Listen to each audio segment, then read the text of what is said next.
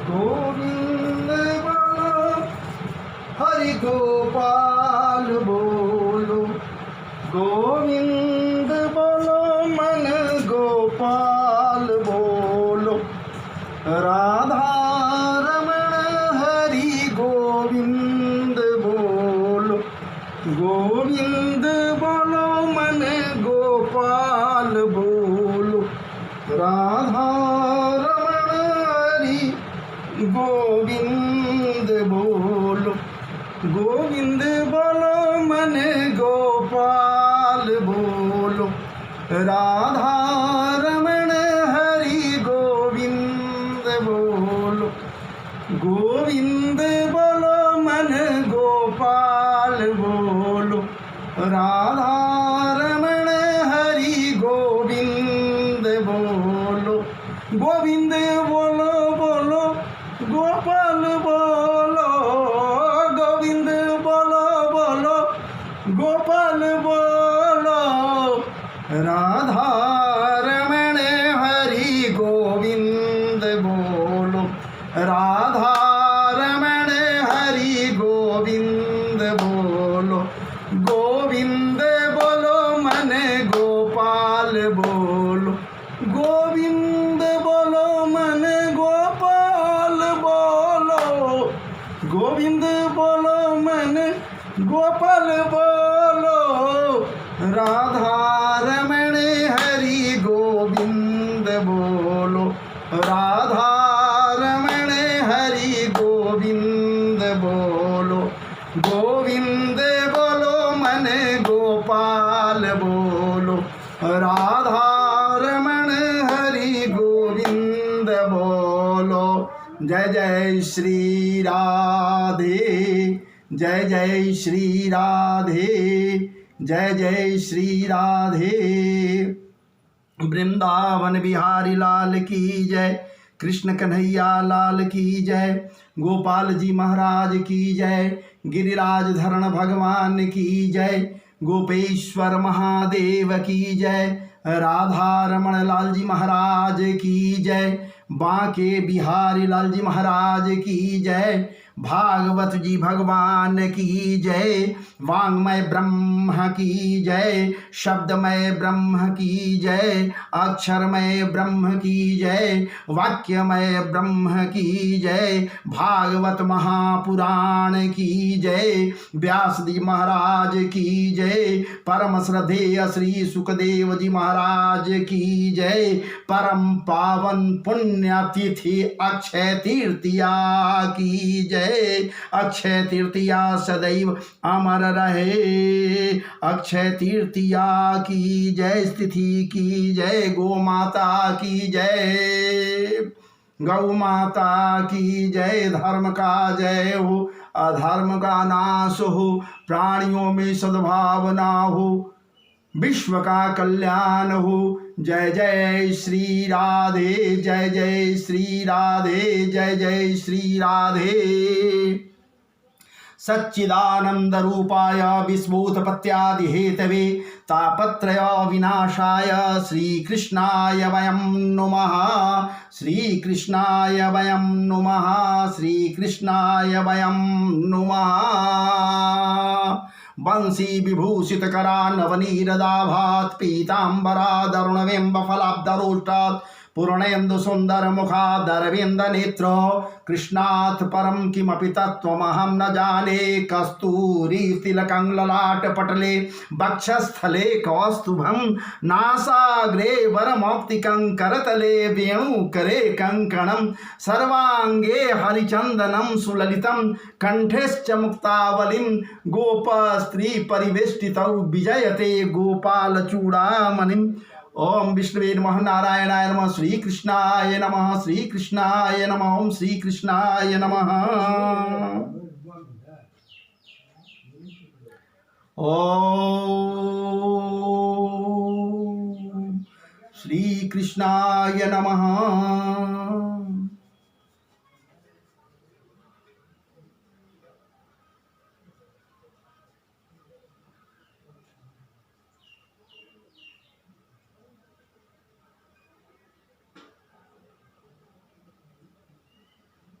श्री कृष्णाय नमः। श्री कृष्णाय नमः। ओम विष्णुवे नमः। नारायणाय नमः। नारायणाय नमः।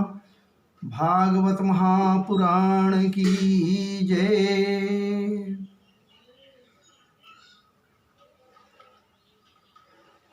आज श्री ठाकुर जी के, राधा रमण लाल जी के महती अनुकंपामृत रसधारा, अमृत तुल्य चरणामृत कहें, वचनामृत कहें, मुखामृत कहें, रसनामृत कहें, या जो कुछ कहें, वो अमृत सदृश, अमृत तुल्य, अमृतत्व संयुक्त आज के इस परम पावन पुनीत अक्षय तृतीया तिथि के अवसर पर श्री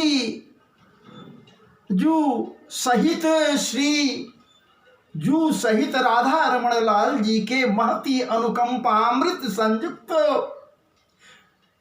कुछ कहने के लिए लालायित होकर उस पूर्णानुराग लसित अधरामृत कणों की बरसात से सदैव सबके सब, समस्त के समस्त जनमानस को तृप्तामृत का पान कराने वाले शमरिया सरकार के उस मनमोहक स्वरूप को याद करते हुए आज के इस परम पुनीत अक्षय तृतीया तिथि पर उनके लीला चर्चाओं का गान करने का सौभाग्य उनके ही कृपा प्रसाद से आज अपने ही गांव तुर्क तेलपा अरवल में अपने ही आवास पर, चूंकि लॉकडाउन है कहीं जा नहीं सकते, लेकिन जहां भी हैं, घर में भी हैं, आवास में भी हैं, ये मानकर चलनी होगी कि यहाँ तो राधा रमण लाल जी जहाँ कथाएं होती हैं, तब कथामृतम तप्त जीवनम कवि विरीडितम कलमसापहम, जहाँ कथाएं होती हैं वो भी समरिया सरकार की कथा होती है। आध्यात्मीय कथाओं का परिवर्तन होता है, कथा रस का परिवर्तन होता है। तो ये तो भैया मानकर चलना ही पड़ता है कि वही तो ब्रजधाम है, वही तो वृंदावन धाम है। और यहाँ यदि कोई श्रोता न भी हो बैठा हुआ, फिर भी अदृश्य अदृश्य रूप से समस्त के समस्त श्रोत्री वृंद यहाँ बैठे हुए हैं, कथामृत का पान कर रहे हैं। कथा रूप में समरिया सरकार ही तो कथा है, बांके बिहारी ही तो कथा है, लाडले सरकार ही तो कथा है, नंद नंदन ब्रजेंद्र नंदन ही तो कथा है, अखिल ब्रह्मांड नायक, क्या बात है, अखिल ब्रह्मांड नायक पूर्ण अनुराग रसित पाद पद्म परागानुभूत ओ समरिया सरकार मधुर मुस्कान बिखेरते हुए महाराज जी कथा रूप में भागवत पंडाल में जब अपने एक कथा रस का परिवर्तन व्यास के रसना से, व्यास के मुखार बिंद से करता है, करवाता है, तो समस्त के समस्त जनमानस तृप्त अमृत पान करने लगता है, तृप्त हो जाता है, राधे राधे राधे राधे राधे राधे राधे राधे पुकारने लगता है, हे कृष्ण पुकारने लगता है। और आज ये जो बड़ी ही दिव्य और सुस्पष्ट और सुंदर सुरुचिपूर्ण और परम पावन तिथि ये अक्षय तृतीया का है, और इस तिथि, इस अक्षय तृतीया के अवसर पर उनके लिए कुछ कहने का अवसर प्राप्त हो जाए किसी को भी, तो ये मानकर चलनी चाहिए इस कथा रस का पान करने के लिए महावीर जी बजरंगबली सबसे पहले आकर विराजित हो जाते जहां कहीं भी कथा हो। और बाद में तो फिर कहना ही क्या है, फिर बाद में कहना ही क्या है, समस्त के समस्त ऋषि प्रवर्ग, समस्त के समस्त देवांगनाएं, समस्त के समस्त देवगण या फिर स्वयं राधा रमण लाल जी भी अभिराजित हो जाते हैं कथा पंडाल में। कथा जहां हो रहा है उस जगह पर वो विराजित होकर कथा रस का स्वयं पान करने लगते हैं।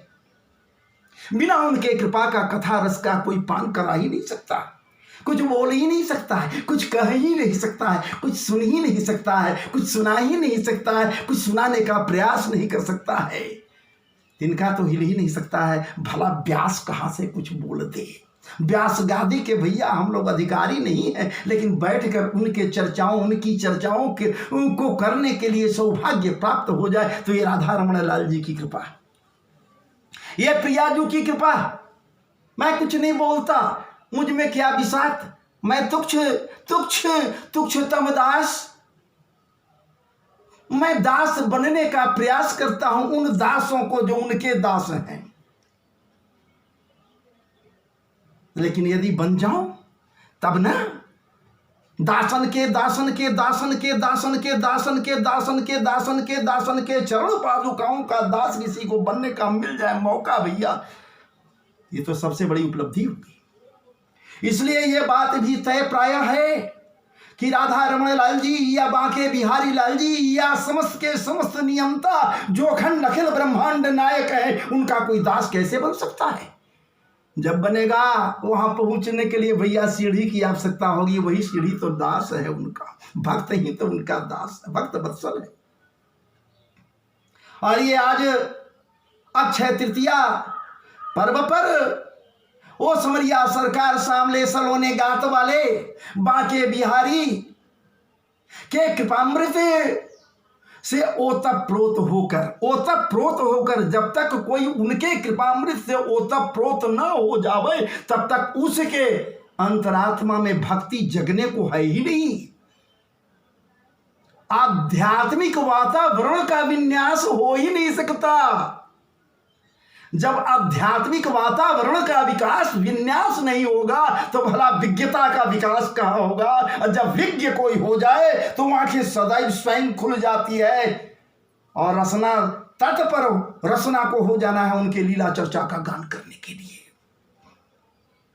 शास्त्रों में या सब जगह बहुत जगह पर अनेकों प्रकार की गाथाएं हैं।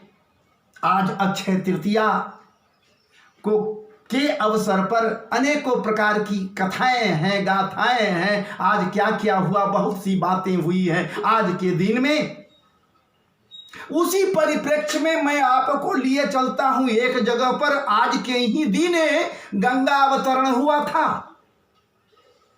इस धराधाम पर पुण्य सलीला भागीरथी का प्राकट्य हुआ था। प्राकट्य नहीं कहेंगे भैया, प्रादुर्भाव कहेंगे भैया, या फिर वो सबके कल्पना को कल्पनातीत करने के निमित्त सबके पाप को वो पुण्य सलीला धोने के लिए यहाँ अवतरित हुई, आई इस धराधाम पर, अपने मन से आई। ये तय है कि धराधाम पर लाने के लिए भागीरथी को लाने के लिए भगीरथ प्रयास किए। क्या उनके पहले लोग नहीं किया था क्या? उनके पहले नहीं किया था क्या? बहुत लोग किए थे, इनके ही कुल खानदान के लोग किए थे। भागीरथी को, गंगा मैया को इस धराधाम पर लाने के लिए बहुत प्रयास किए, लेकिन कोई सफल नहीं हो सका था। कोई सामान्य थोड़े हैं भैया। ये पुण्य सलीला भागीरथी कल कल्लोलिनी, कल अपने धारा प्रवाह से सबको निमज्जित करने वाली, तृप्त करने वाली, समस्त पापों को समाप्त करने वाली ये गंगा मैया कोई सामान्य थोड़े हैं। अवतरण की घटनाएं अजीब हैं कहां से, ये होंग है कौन? भारतेंदु जी, क्या बात है, कभी बार भारतेंदु जी खूब गहराई से कुछ कहने का प्रयास किए। बिना इनके कृपा का कोई कुछ कह ही कह सकता है। श्री हरि पद नख चंद्रकांत मणि द्रवित सुधारस, श्री हरि पद नख चंद्रकांत मणि द्रवित सुधारस, ब्रह्म कमंडल मंडन भव खंडन सुर सरवस, शिव सिर मालति माल भगीरथ, नृपति पुण्य फल ये रावत गज गिरिपति हिमकंठ आर नग, सगर सुवन 60 सहस परस जल मात्र उदाहरण, अगणित धारा रूप धारी सागर संचार। कैसी बातें यहां पर हो रही हैं, कितना सुंदर है।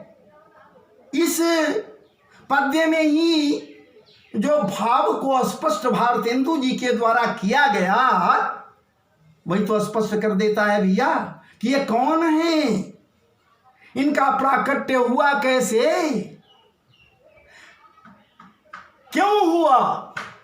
जगत कल्याण के निमित्त, जगत कल्याण करने के निमित्त, जगत के समस्त महामारियों के को समापन के निमित्त, समस्त के समस्त दुख दारिद्र को मिटाने के निमित्त श्री हरि पूर्णानुराग रसित भगवान नारायण अखंड ब्रह्मांड नायक जब द्रवित हो गए भैया, दयार्द हो गए, तो हृदय तो दयार्द हो ही गया उनका, नारायण प्रभु का, नियमता का,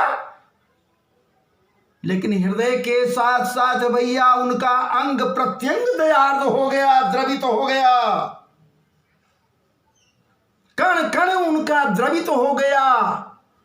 ऐसे तो उनका कोई भैया शरीर का हिसाब ही नहीं, अशरीर ही है, लेकिन ऐसी बात थोड़े हैं करतुम अकर्तुम सर्वथा करतुम, कुछ न होते हुए भी सब कुछ है, और सब कुछ होते हुए भी कुछ नहीं है, हर कोई जानता है। जिसका न लिंग है, न भेद है, न जात है, न पात है, कहीं कुछ नहीं है, वो सारे जातियों को, सारे धर्मों को, सारे वर्णों को, सारे लोगों को, जो धराधाम पर एक एक जीवात्मा है, सबके लिए समान भाव रखने वाला समदर्शी है। कोई माने या न माने भैया, हो सकता है कि मैं ये बात कर रहा हूं किसी को दुख भी लगे, लेकिन बात जो तथ्यपूर्ण है, सत्य बात है, मैं नहीं कह रहा हूं, मैं जो वही बोल रहा हूं जो कहीं से आ रहा है। ये बात तय है कि वो अखिल ब्रह्मांड नायक पूर्ण अनुराग लसित, अखिल ब्रह्मांड नायक पूर्ण अनुराग रसित, वो लसित, वो नियमता जो लिंग भेद से रहित है भैया, न स्त्रीलिंग है, न पुल्लिंग है, न नपुंसक लिंग है, कुछ नहीं है। लेकिन यह भी सत्य है कि जब गर्भस्थ मांस के लोथड़े में वही नियमता गर्भस्थ मांस के लोथड़े में पुरुष तत्व को धारण करके जब प्रविष्टि पाता है तो पुरुष पैदा लेता है, पुल्लिंग पैदा लेता है।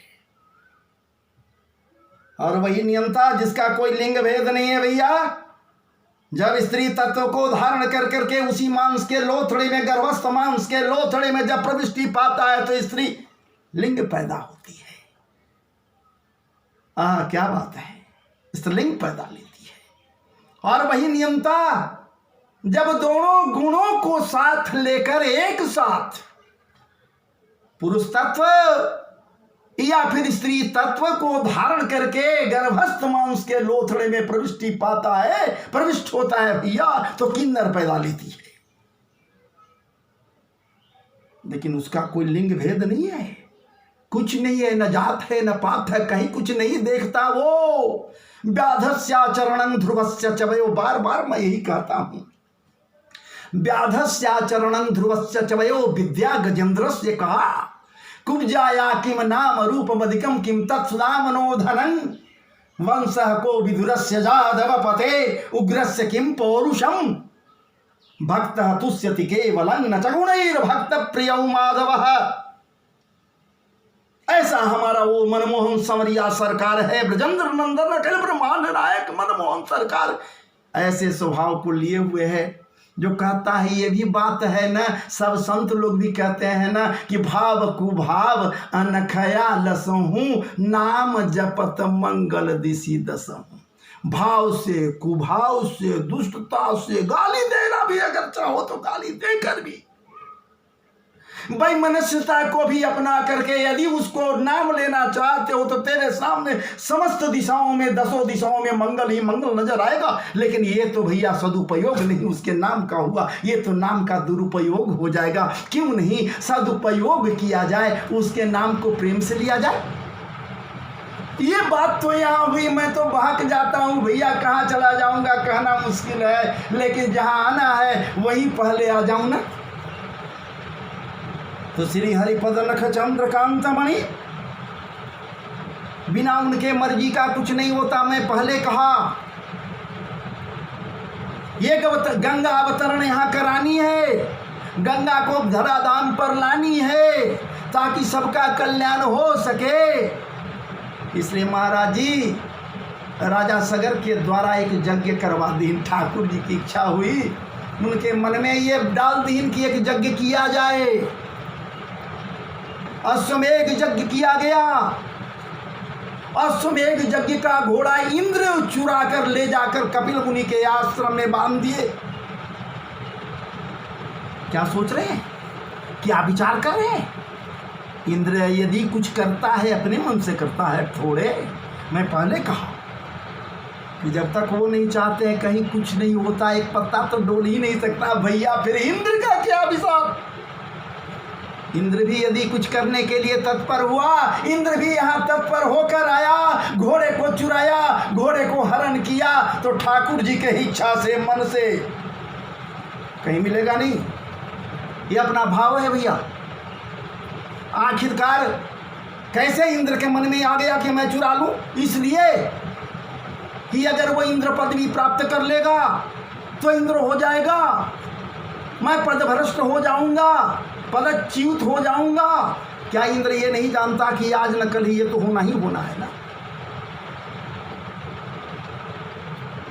लेकिन ठाकुर जी के कृपा प्रसाद से उसके मन में ये बात जगी कि जा हरण कर ले। हरण किया, ले जाकर कपिल मुनि के आश्रम में बांध दिया। क्या बात है, कपिल मुनि कोई सामान्य थोड़े है भैया। कपिल मुनि बंगाल की खाड़ी में, पाताल लोक में तपस्यारत हैं। ये कोई सामान्य संत नहीं है भैया, ये तो देवहूति, माता देवहूति और कर्दम के संतान के रूप में श्री ठाकुर जी ही स्वयं अवतरित हुए हैं। इसी कर्दम के और माता देवहूति से कपिल मुनि का प्राकट्य हुआ है। कोई सामान्य घटना वो नहीं है, मैं वह नहीं जाना चाहता हूँ, बड़ी विस्तृत है। लेकिन ये कपिल मुनि कोई सामान्य नहीं है, ये सांख्य योग पर क्या बात है कहना ही नहीं। सांख्य शास्त्र का परिवर्तन की जनमानस के लिए, जनमानस के कल्याण के लिए सांख्य शास्त्र या शास्त्रामृत का परिवर्तन की हिम खूब पियो, खूब डूबो, खूब उस शास्त्र में निमज्जित हो जाओ। सांख्य और वाला कपिल मुनि के आश्रम में जाकर बांध दिया। 60,000, एक दो नहीं भैया, सगर के 60,000 पुत्र हैं। ये सब के सब घोड़ा के पीछे पीछे रखवाले के लिए चल रहे हैं, लेकिन घोड़ा गायब। देखते देखते ढूंढने लगे, कहीं कोई पता नहीं लगा। 60,000 हैं, पूरे पृथ्वी को खोदते खोदते खोदते पाताल में चले गए। देख रहे कि घोड़ा वहां बंधा हुआ। अब देखिए भ्रम की बात यही उपजती है। जाकी रही भावना जैसी, प्रभु मूरत मिली है तिन तैसी। वो संत हैं, कपिल मुनि सिद्ध संत है। कोई संत होता है, कोई सिद्ध संत होता है, कोई साधारण सिद्ध संत होता है। कोई साधना के बल पर संत होता है, कोई समस्त के समस्त कामनाओं का त्याग कर देता है, वो संत होता है। और ठाकुर जी तो स्वयं ही है, तो इनके विषय में कहना क्या है। बहुत लोग कहता है कि ठाकुर जी ऐसा कर देती तो होते ही ना। अरे भैया, बांस बोने वाला बांस कभी काटता है, ठाकुर जी को क्यों हम लोग दोष देते हैं। ठाकुर जी कहीं कुछ नहीं करते, अमना है, कुछ नहीं करते, करते तो वो हैं, अपना कर्म हमको विवश कर देता है कुछ करने के लिए, उसका फल तो मिलना ही है ना। और ठाकुर जी के दोष दे देते हैं, ठाकुर जी पर ठाकुर जी से कर देती। वाह वाह, क्या बात है, रोपे बिरवा आग का आम कहाँ से होए, ठाकुर जी आम लाके दे देंगे, अकवन का पेड़ रोपोगे।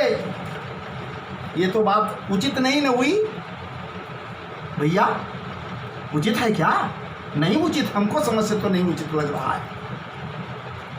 और यहाँ संत हैं, लेकिन बहुत से लोग कहते हैं कि जैसे ही कपिल मुनि के आश्रम में वो आए, देखे घोड़ा बंधा हुआ है और ये उत्पात करने लगे, पाखंडी कहने लगे, क्या क्या नहीं। कपिल मुनि को ये कहना शुरू किए, जो सगर सुमन है, कोई राजा सगर सामान्य नहीं है भैया, राम के वंशज है राजा सगर,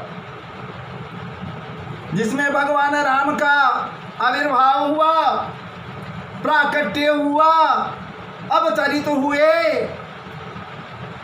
उस कुल में, उस कुल के लोगों के प्रति क्या ये सोचा जा सकता है, विचारा जा सकता है कि यह कृत्य या कुकृत्य वहां संत के समक्ष किया। ठीक है, घोड़ा वहां बंधा हुआ है,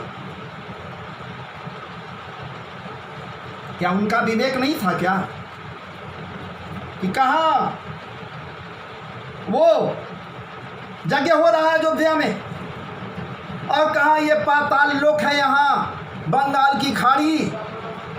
क्या ये संत कपिल वहाँ से घोड़े को लाकर यहाँ बांध सकता है?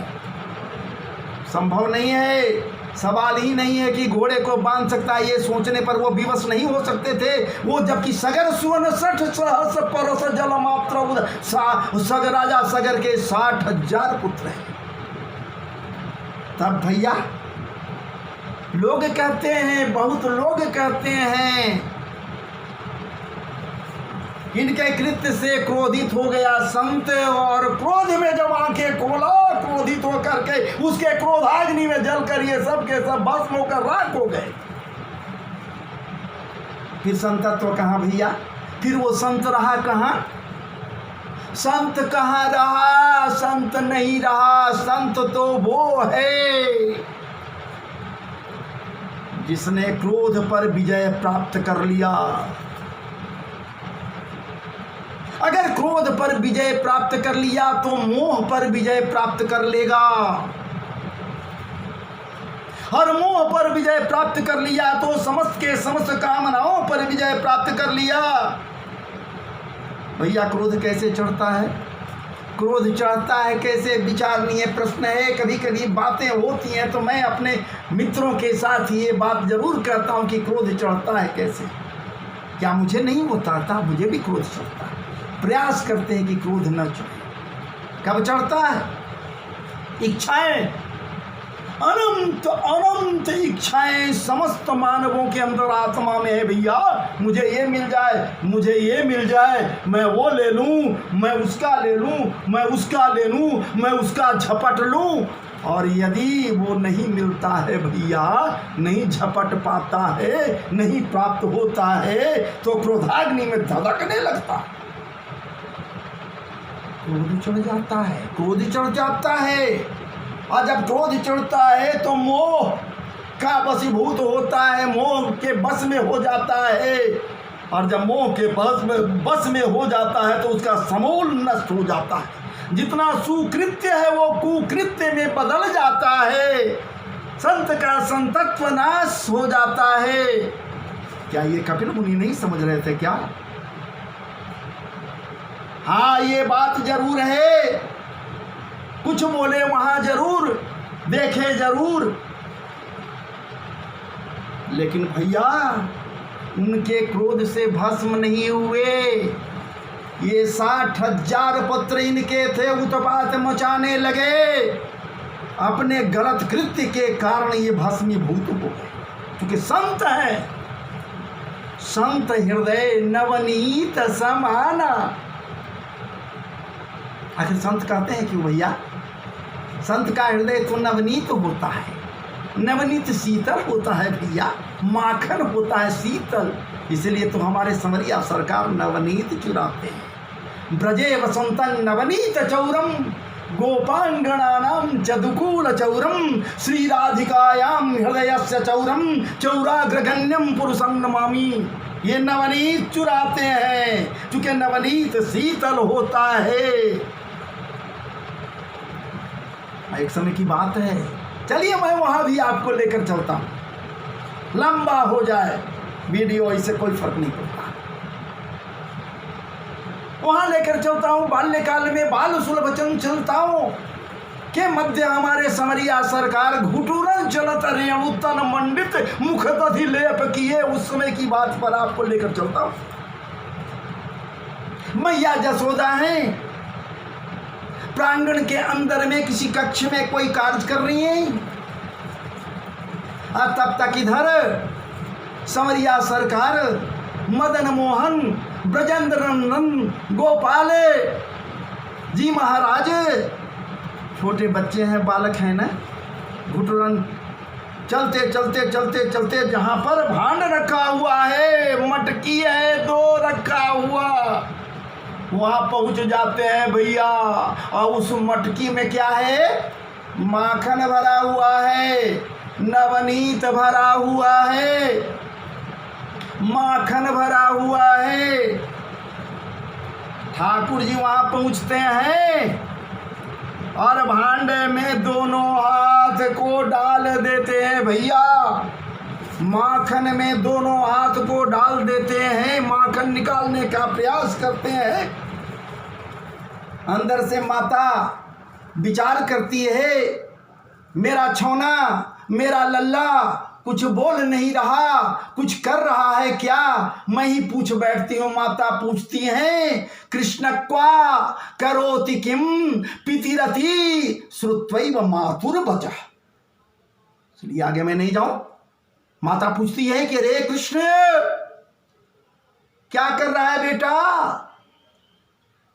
कहां है? मैया ये तो जान नहीं रहे कि कहां है, लेकिन समझ रहे हैं कि कुछ न कुछ उत्पात कर रहा है। लेकिन माताओं का एक दृष्टि, एक नजर सदैव अपने छौना के ऊपर होता है। ठाकुर जी तो कहते हैं, करे भैया कोई भी काम करना, लेकिन हमारे तरफ एक नजर रख। ठाकुर जी के तरफ एक नजर है। पूछती है क्या कर रहा है बेटे? कुछ नहीं बोलते। दौड़े दौड़े माता वहां आती है, पूछ रही है, देख रही है तो दोनों हाथ में भांड में डाले हुए पूरा यहां तक कलाई तक जो है तो माखन लपेटे हुए हैं और मुख में भी लपेटे हुए हैं माखन। मैया पूछती है, करे गोपाल, अरे लल्ला ये तू क्या कर रहा है? नवनीत का चोरी कर रहा है, माखन चोरी कर रहा है, अभी से चोरी कर रहा है। अब वहां पर ठाकुर जी भुलावा देते हुए कहते हैं, अरे मैया मैं चोरी नहीं कर रहा हूं, तू जो कडूला पहनाए हुए हो मेरे कलाई में पद्मराग मणि जड़ित, पद्मराग मणि जड़ित ये जो कडूला पहना दिया है, कड़ा पहना दिया है मैया, सूरज के रोशनी पड़ने से ये तप्त हो गया है, गर्मी छा गया है, कलाई गर्म हो गया मैया, गर्मी कलाई में महसूस कर रहा हूं मैया, इसलिए दोनों कलाई को ये मटकी जिसमें माखन है डालकर शीतल कर रहा हूं, ठंडा कर रहा हूं। ठाकुर जी देखिए कैसे बात बना रहे हैं, खा तो रहे हैं, लेकिन मैया पूछती है कि अरे बेटा ठीक है, पद्मराग के गर्मी को शांत करने के लिए भांड में कलाई को डालकर शीतल कर रहे हो, तो हमको ये बताओ तेरे मुख में कहां से माखन लग गए हो? मुख में भी तो लगा हुआ है, कलाई में तो ठीक है शीतल करने के लिए भांड में डाल दिया, लेकिन मुख में तो लगा हुआ है माखन। ये बता मुख में कैसे लग गए? हमारे सवरिया सरकार कोई मामूली है थोड़े, बाल्यकाल से ही तो बहुत बड़े हैं। कहते हैं कि अरे मैया, ये पद्मराग का जो गर्मी है कलाई का, ये बढ़ते बढ़ते फैलते फैलते मेरे उदर में, अंतड़ियों में भी गर्मी फैल गई है, अंतड़ियां गर्म हो गई हैं, जल रहे थे। इसलिए मैया उसे शीतल करने के लिए थोड़ी माखन अंदर ले गया अंतड़ियों में, मैया वो शांत हो गए। बस क्या बात है। जसोदा मैया दौड़ी उठाकर छौने को गले से लगा ली, पुचकारने लगी, झूमने लगी, समझ गई क्या बात। ओ ममत्व, मैं कहाँ था? वहां था। संत हृदय नवनीत समाना, नवनीत वो नवनीत है, तो भला श्राप कैसे दे सकता है? श्राप को छोड़िए ना भैया, उसको क्रोधाग्नि कैसे भड़केगा और क्रोध में वो कैसे चलेगा? नहीं, अपने कृत्य से, अपने कर्म से, जो कर्म कर रहे थे संत के सामने बिना सोचे समझे हुए, इसलिए वो भस्म होकर राख हो गए।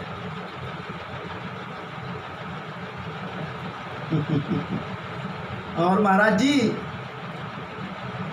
अब उनकी गति तो हुई नहीं, मुक्ति तो हुई नहीं, एकाएक मृत्यु, और वही ऐसी मृत्यु, जलकर खाक हो गए। तो परम पवित्र पावन जल का समार्जन जब तक न हो, पुण्य सलीला के पुण्य धारा प्रवाह से जब तक उनका समार्जन उन जले हुए राख पर न पड़े, अवशेष पर न पड़े, तो भला मुक्ति कैसे? महाराज जी, ये बात फैल गई, ये बात चली गई। उसके बाद बहुत से हुए लोग, अंशुमान हुए, भगीरथ अंशुमान हुए, दिलीप हुए, और भी बहुत से लोग हुए उस कुल में। उसके पूर्व ये स्वयं अपने राजा भी थे, ये सब प्रयास किए, सगर भी प्रयास किए, लेकिन गंगा को नहीं ला सके।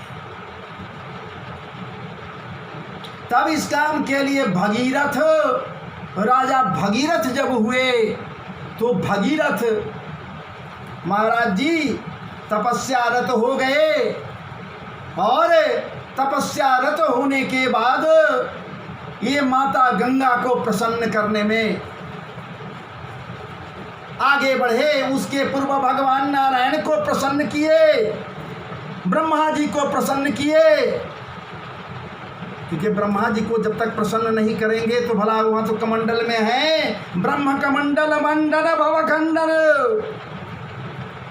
जग कल्याण के लिए श्री हरि भगवान नारायण के चंद्रकांत मणि जड़ित नख, ठाकुर जी का नख, क्या बात, चंद्रकांत मणि है भैया, कोई सामान्य नहीं है, वो चरणोदक है। ये गंगा, गंगा सामान्य बात नहीं है।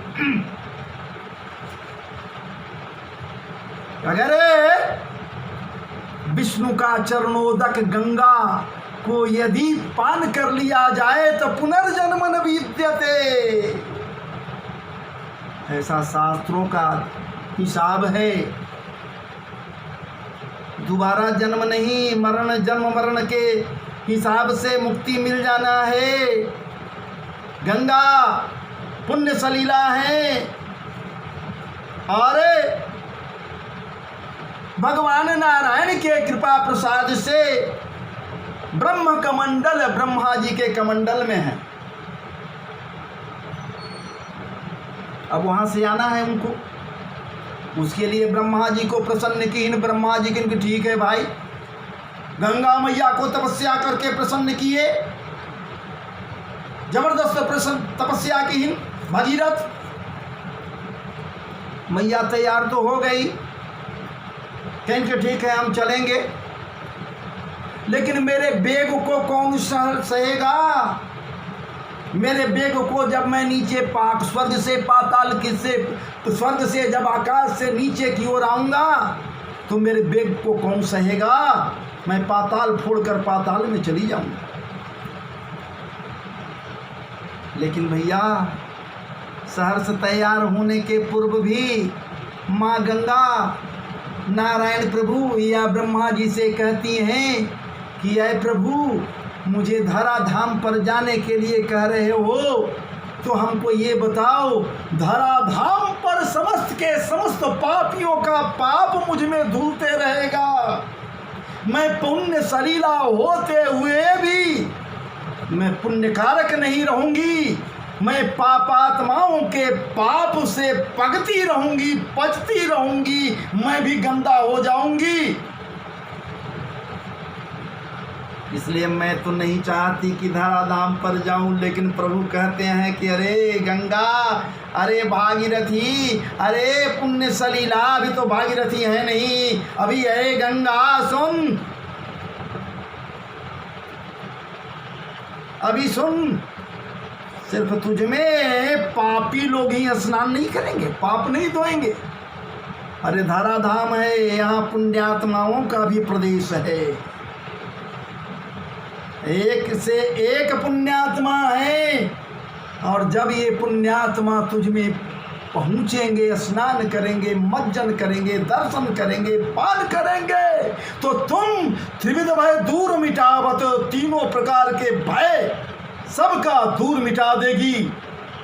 इतना ही नहीं गंगा सुन, जम की सब त्रास विनाश करी, मुखते निज नाम उच्चारण में, सब पाप प्रताप ही दूर दर्यो, तुम यापन याप निहारण। मेरे गंगा गे त्रिपदगामिनी गंगा सुन,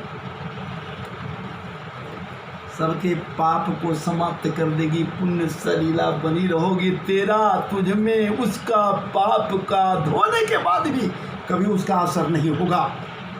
सालों सालों सालों दर सालों सालों सालों लोग तेरे तुझे जल के रूप में अपने घर में रखेंगे, वो पुण्य होगा। और उसे जब प्राणांत के समय कोई किसी के मुख में दिया जाएगा तो पुनर्जन्म ने विद्यते। इसलिए जा। तब प्रश्न उठता है कि हमारा वेग कौन रोकेगा? वेग कौन रोकेगा भैया? हमारे वेग को कौन सहन करेगा? होता है क्या? भोलेनाथ को तपस्या के बल पर भगीरथ प्रसन्न करते हैं। अब भोलेनाथ के सामने जब ये बात कहते हैं कि वो तो कहती कि हमारे वेग को कौन रोकेगा, समझ गए भोलेनाथ के लिए अहंकारी है, इसका मतलब हो देवलोक से आने वाली है धराधाम पर, तो अहंकार में जी रही है, उसके वेग को कोई संभाल नहीं सकेगा। ठीक है, आने दो। अरे मेरे जटाओं में ऐसे भुलाएगी ना कि भुलाई रह जाएगी, निकलेगी नहीं। भगवान भोलेनाथ भूत वामन कैलाश पर जटा गोल कर बैठ गए भैया, और ठाकुर जी के कृपा प्रसाद से, अखिल ब्रह्मांड नायक के कृपा प्रसाद से, और राजा भगीरथ के अथक परिश्रम से वो गंगा का जब अवतरण होता है, वो त्रिपदगामिनी का अवतरण होता है धराधाम पर, तो जटा खोले हुए वो भूत भावन के जटा में ऐसे विलीन हो जाती है कि कोई था नहीं चलता कहाँ चली गई। अब पुनः प्रसन्न करने के लिए भोलेनाथ को भगीरथ प्रणाम करते हैं, आदि आदि तो स्तुति करते हैं कि हे प्रभु, जिस कारण से या कारण की समाप्ति के लिए ये फिरे मैं प्रयासरत होकर भागीरथी को लाया और आपके जटा में विलीन हो गई हैं, अहंकार उनका चूर्ण हो गया। अब प्रभु एक धारा के रूप में उनको छोड़ तो दीजिए, ताकि जिस काम के लिए आई है वो हो जाए। सोच लीजिए, ब्रह्म कमंडल मंडन भवखंडन सुर सरवस शिव सिर मालती माल भगीरथ निपति पुण्य फले रावत गजगिरी प्रतीम कंठारन सगर सुन सठ सहस्र परस जल मात्र उदाहरण, अग्नित धारा रूप धारी सागर संचालन। एक धारा में के रूप में भोलेनाथ छोड़ देते हैं। आगे आगे भगीरथ और पीछे पीछे बेगशाली बेगवती त्रिपथगामिनी चल देती हैं और पाताल में चली जाती है। कपिल मुनि के आश्रम को सिंचित करते हुए महाराज जी सगर सुवन 60,000 पुत्रों के जले हुए अवशेष के ऊपर से गुजरते हुए उनको मुक्ति प्रदान कर देती हैं। माता ये गंगा आज के इस परम पावन पुनीत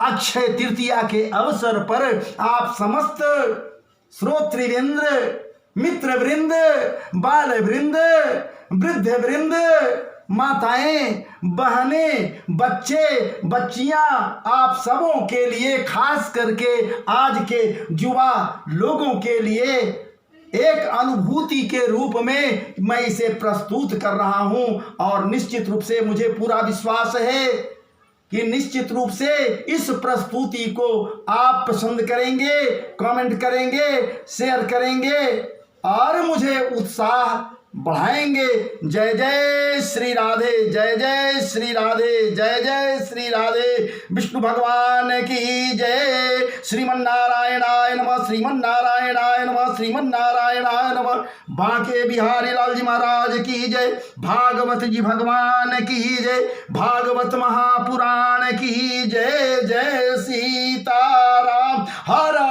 हर महादेव।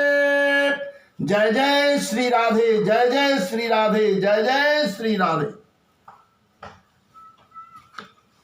विष्णवे नमः, नारायणाय नमः, नारायणाय नमः, श्रीमन्नारायण नारायण नारायण नारायण नारायण नारायण नारायण नारायण नारायणाय नमः, नारायणाय नमः, गोविंदाय नमः, गोपालाय नमः, गोविंदाय नमः, गोपालाय नमः, गोविंदाय नमः।